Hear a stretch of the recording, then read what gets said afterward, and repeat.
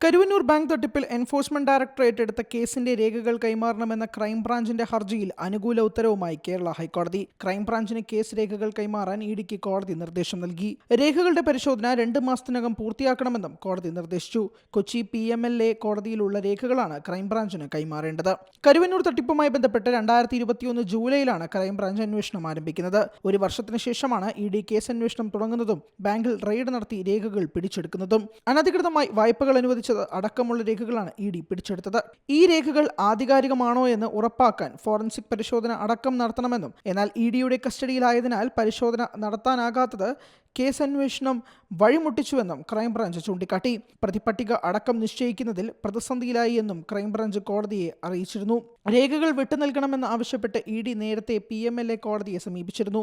എന്നാൽ ക്രൈംബ്രാഞ്ചിന്റെ ആവശ്യത്തെ ഇഡി എതിർത്തു. തുടർന്നാണ് ക്രൈംബ്രാഞ്ച് ഹൈക്കോടതിയെ സമീപിച്ചത്. ഫോറൻസിക് പരിശോധനയ്ക്ക് വളരെ കാലതാമസമുണ്ടാകുമെന്നും അതിനാൽ സമയബന്ധിതമായി രേഖകൾ തിരിച്ചു നൽകണമെന്നും ഇഡി ആവശ്യപ്പെട്ടു. ഈ ആവശ്യം കോടതി അംഗീകരിച്ചു.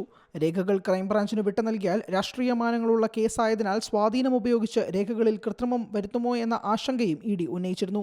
News desk Zee Malayalam news. പുതിയ വാർത്തകളും വിശേഷങ്ങളും ഇനി വിരൽ തുമ്പിൽ. എല്ലാ ഡിജിറ്റൽ പ്ലാറ്റ്ഫോമുകളിലും ഇപ്പോൾ സീ മലയാളം ന്യൂസ് ലഭ്യം.